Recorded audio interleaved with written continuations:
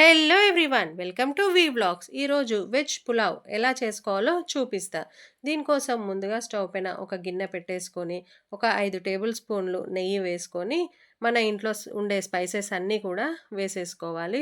అలాగే బిర్యానీ ఆకు, ఒక 4 పచ్చిమిర్చి చీలికలు, అలాగే మీడియం సైజ్ ఉల్లిపాయలు ఒక 2 తీసుకొని ఇలా సన్నగా పొడవుగా కట్ చేసుకొని అవి పచ్చివాసన పోయేంత వరకు ఫ్రై చేసుకోవాలి.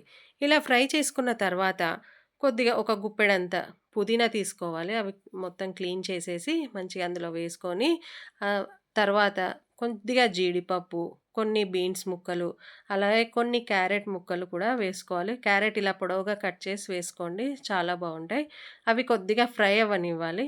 ఇలా ఫ్రై అయిన తర్వాత ఒక 2 ఆలుగడ్డలు కూడా పీసెస్లా కట్ చేసుకొని వేసుకోవాలి. తర్వాత మీల్ మేకర్ని వేడి నీళ్ళల్లో కొద్దిగా బాయిల్ చేయాలి. బాయిల్ చేసి ఇందులో వేసుకోవాలి. అవి కూడా కొద్దిగా ఫ్రై అవ్వడానికి ఒక స్పూన్ సాల్ట్ వేసుకున్నాను.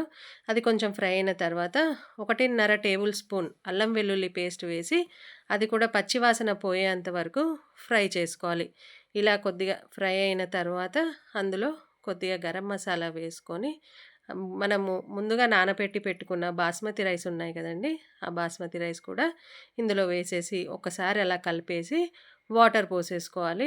ఈ వాటర్ కొలత ఎలా తెలుస్తుందంటే ఒక గ్లాస్ బియ్యంకి 1.5 గ్లాస్ వాటర్ పోసుకోవాలి. పోసుకుంటే అప్పుడు అన్నం పలుకులు పలుకులు అయ్యి చాలా బాగుంటుంది. ఇలా వాటర్ పోసుకున్న తర్వాత మళ్ళీ సాల్ట్ వేసుకొని పైనుంచి కొత్తిమీర కూడా వేసేసుకొని మూత పెట్టేసుకోవాలి. ఇలా మూత పెట్టుకున్న తర్వాత అది ఉడికిందా లేదా అని మధ్యలో ఒక్కసారి తీసి మళ్ళీ కలిపేయండి. చూసారా ఎంత పొడి పొడిలాడుతూ ఉందో. ఇప్పుడు మనకి వచ్చింది కార్తీక మాసం కదండి. ఈ కార్తీక మాసంలో మోస్ట్లీ మనం ప్రిఫర్ చేసేది అరిటాకు కదా. ఇలా అరిటాకులో సర్వ్ చేసుకొని తిన్నామంటే చాలా బాగుంటుందండి వెజ్ పులావ్.